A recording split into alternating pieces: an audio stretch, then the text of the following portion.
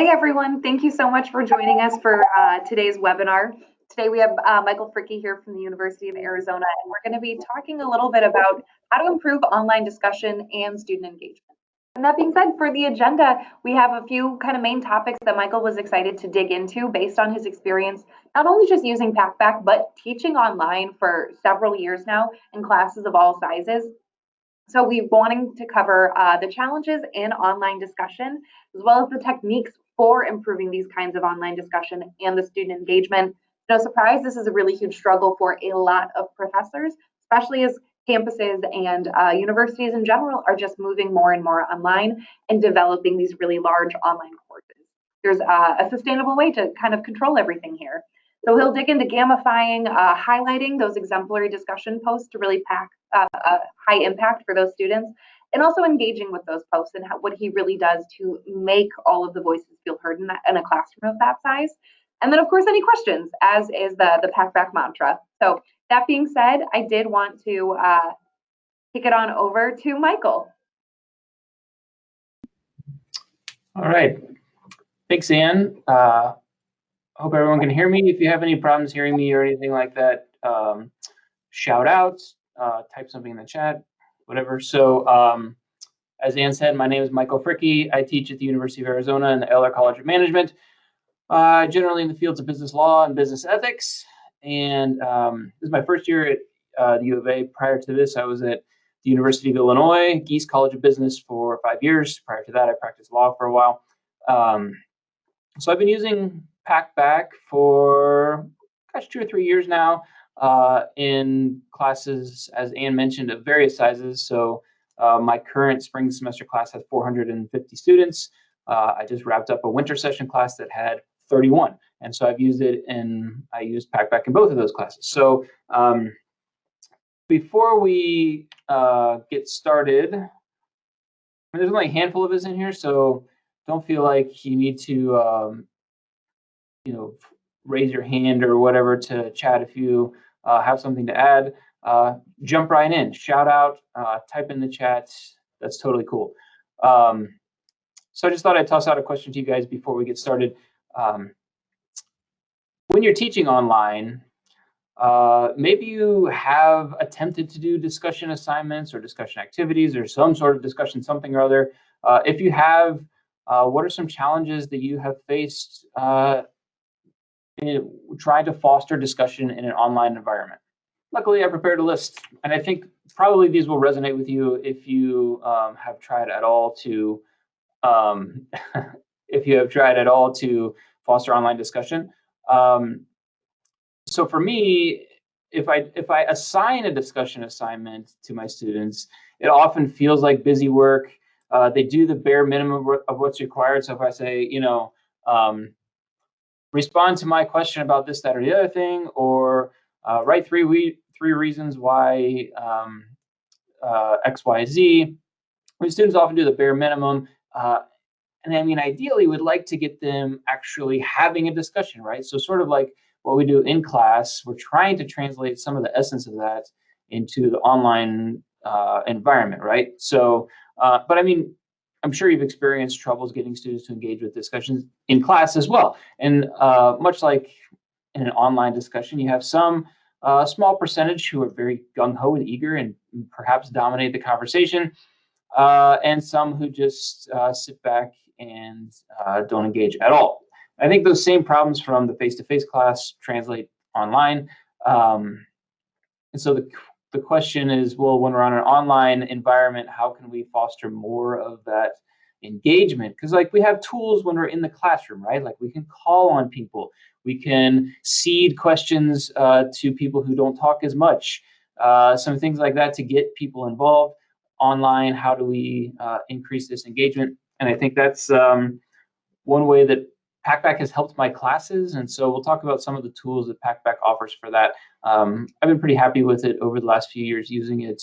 And this comes from someone who has used the discussion tools available in Blackboard. Here at Arizona, we use D2L, and they have a discussion tool.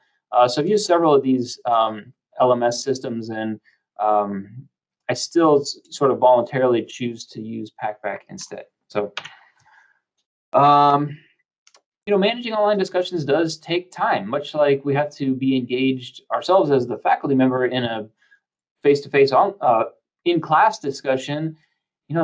Online discussions take time, and the larger the class, the more time it takes. As I mentioned, my current class this spring has 450 students in it.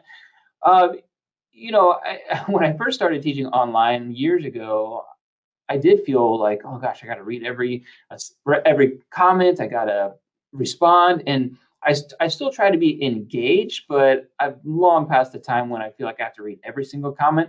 That would be overwhelming. But thankfully, I have a wonderful team of TAs that do help read every single comment.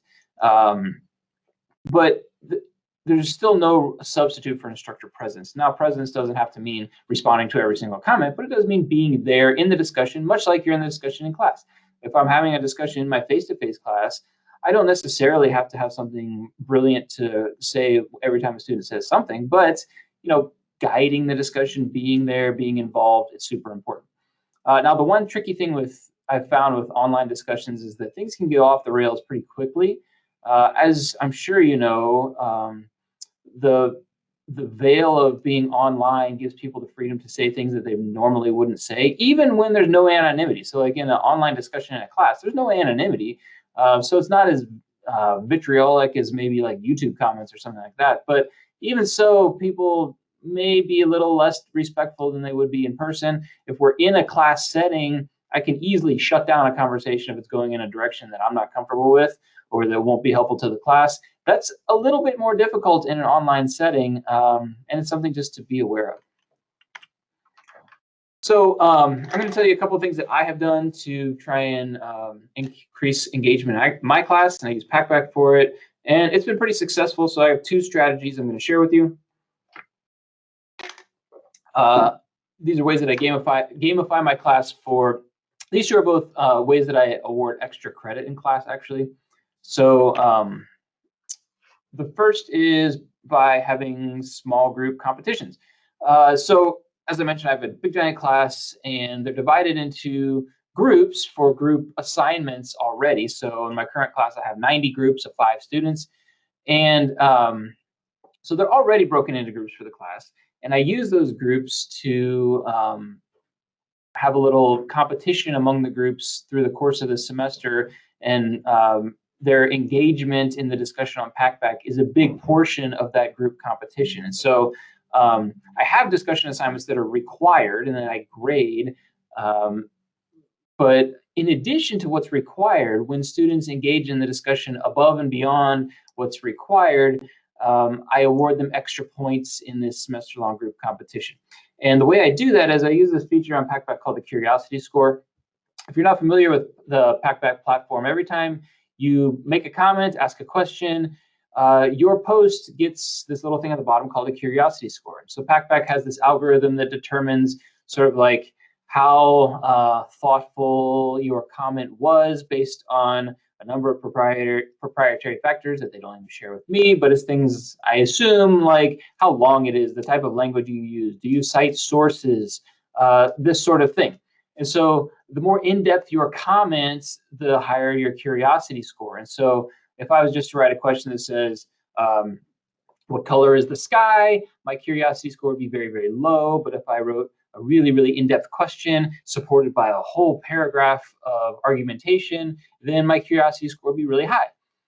Now, I add up the curiosity scores for each of the 90 groups in my class and take them week by week and average them out and use that as a competition among the different groups such that at the end of the semester, the top number 1 group gets a big prize. I actually have a trophy. I put their name on it. It's really fun. And then groups 2 through 10 all get a certain amount of extra credit points, and the groups 11 through 20 get some fewer extra credit points. And some students really, really enjoy the competition. Now, some don't get into it at all, and that's fine. But for the ones who do enjoy it, it's really, really fun.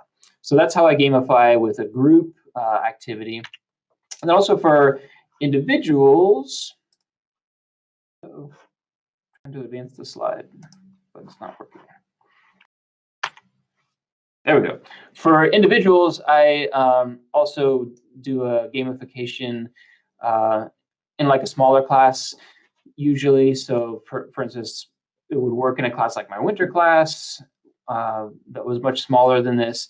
And so what I will do is, again, I'll have a discussion assignment that requires students to get in there, answer a question from me, post a question of their own, respond to a couple of their peers, but then to encourage them to go above and beyond what's actually required, I will say that, I will take a snapshot of the whole class's curiosity scores at such and such time, and the top 10 curiosity scores as of that time, I'll get some extra credit. And so that's just a way to encourage students to get involved, post some more, get those curiosity scores up. If they want those extra credit points, say they didn't do too well on a quiz or an exam or something like that, get them in there, posting more, commenting more, responding to their peers, responding to me. And it seems to go pretty well. In fact, I have found I did this in my fall class, my fall really, really big class, had 85 groups. Throughout the semester, 76 of those 85 groups participated at some point. Now, that could just be writing a couple of extra comments in the discussion, or that could be writing many, many comments every single week. So it varied, but at least, the vast, vast majority of groups did something above and beyond what was the minimum required amount. So I count that as a win. I was pretty happy with that. Also, my end of semester evaluations were generally positive with respect to how the discussions worked, how the group competition worked. They liked that opportunity. They liked using Packback in general. So I think I would count it pretty successful. And that's pretty much in line with feedback I've had over the course of the last several years. So yeah.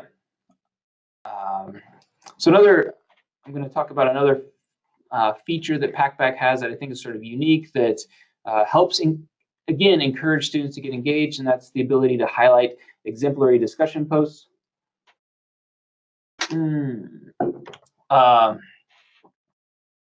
So Packback has a couple of features that make this really, really easy.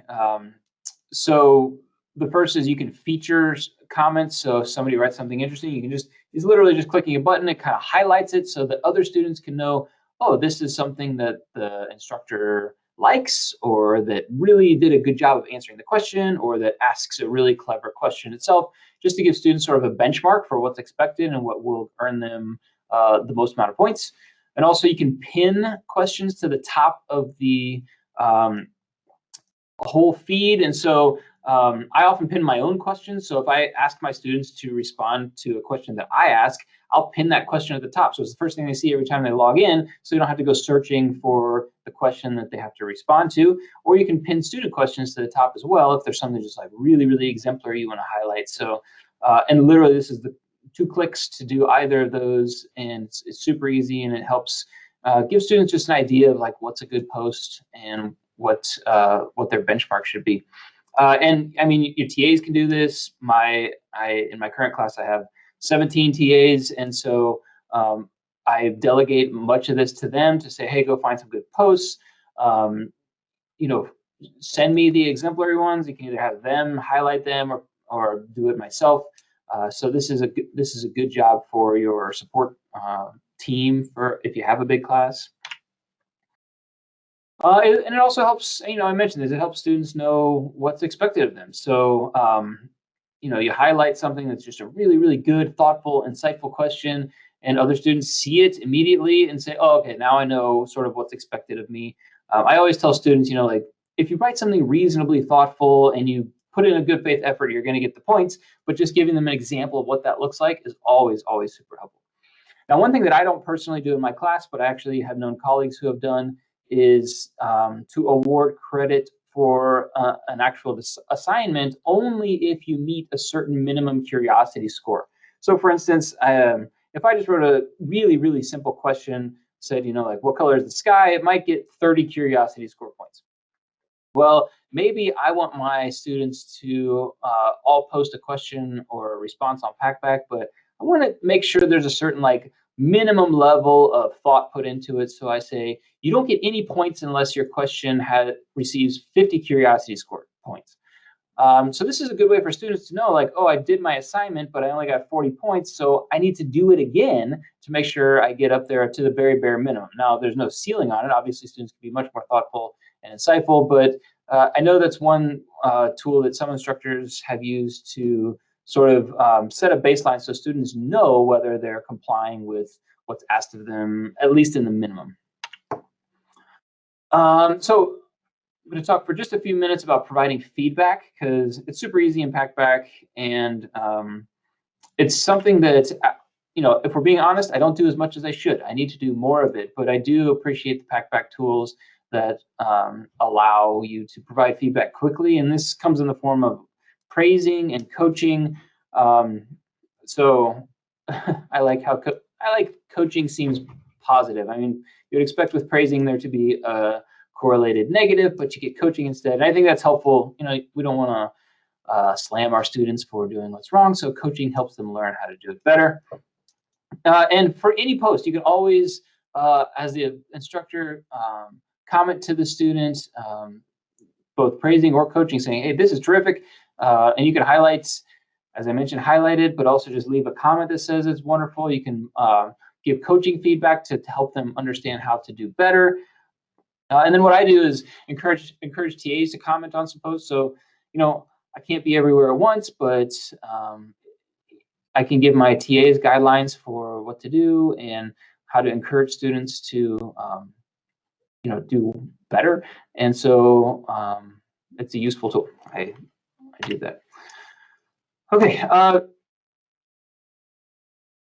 think, sort of the overarching theme of all of this is, not only are we trying to get students to engage more in the discussion, but I'm trying to be engaged with them, and I'm trying to get my support staff, my TAs, to be engaged with them as well. And I think this is a feedback loop that is good, because once students know that, oh, someone is reading this, number one, and number two, actually cares about what I'm writing, they're encouraged to write more and be more engaged. And so I think that's super, super helpful for encouraging more engagement with the students. So we only have a couple of slides left. I just want to wrap up with just some takeaways that I have experienced over my years using Packback.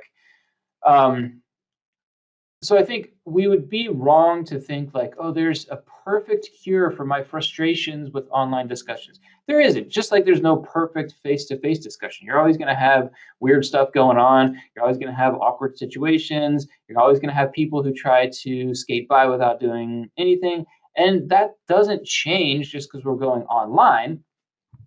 But for me, I've tried to think of it in terms of, what can I do to increase the engagement of the people at the margins? And it's that incremental increase in engagement that I'm looking for. So there's always going to be a core of people who will be interested and be engaged no matter what. And then there's always going to be a handful of people who, no matter what you do, just aren't into it. But it's the people in between those two poles that I'm trying to reach a little bit more. And so if I could say that, Packback has helped me increase engagement with those folks by, 20, 30, 40%, I'm happy with that result. And I feel like that's been the case. And so, just kind of like we seek small ways to encourage more participation in the physical classroom, whether it's, I mentioned, seeding questions to people or calling on people, it's these sort of minor tweaks that encourage incremental gains online. And I think that's valuable. And it's things like highlighting good work, or creating incentives for extra credit to become more involved. And I think at the end of the day, again, there's just no substitute for instructor presence and guidance. And that's true face-to-face and online. And you guys know that that's obvious, but bears repeating. I think the temptation, and I've experienced this temptation, is to set my online discussion forum and just be like, oh, take it away, go, fly. And, that's the temptation, but that's never going to result in the kind of discussion that I want. And so having to be in there, be present, is it's super important. So that pretty much wraps up sort of my thoughts about my experience in online discussions and using Packback to facilitate those discussions. Oh, there's Anne, she's back. Let me open it up to any questions from you guys. Cool. Before we get any questions in there, I did want to heap a little bit of praise on to Michael for the way that he structured these small groups and the gamification in the class, because not only did it make an impact controlling around 500 students in an online environment, but the feedback that we started to get back from his class as well has been just overwhelmingly positive in just either numerical rankings out of how much do they agree with how Packback has impacted them from 0 to 5, but also an actual individual pieces of feedback talking about how much more effective they found this structure because of the gamified elements, letting them know that because of their professors' involvement in the discussion, they had really clear expectations, but also they had a lot more fun than they typically do in these types of discussions. So the gamification elements that Michael has woven in, I've actually advised, I would say, upwards of 10 to 15 other instructors to adopt this mentality as well. So it's becoming a tried and true method. From Jim about, is Packback an additional overlay to systems like Blackboard, or is it an alternative? I'd say in general it's an alternative. There is integration with a lot of LMSs, but as a general rule, you don't stay in your LMS to comment to Packback. You go into Packback's system to do that. But I've never had a problem with like the integration element that I don't know exactly how technically that all works, but it would generally be separate. I would say Anne can speak to that. Yeah, we do integrate with Blackboard and a lot of the LMSs. It's more of a per campus basis as well. So I would recommend reaching out to your experience manager or your strategy consultant to see if that's a possibility for your campus, but it's pretty easy to integrate.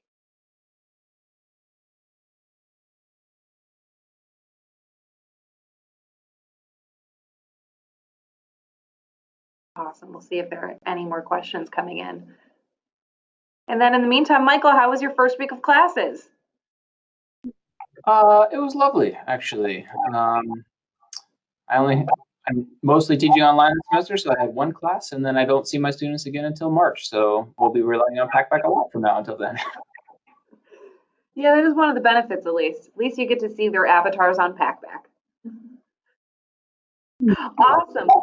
Well, everyone, oh, there's one more question from Nicole Kirk. Is Packback only a discussion board too, or can you run a whole course from it?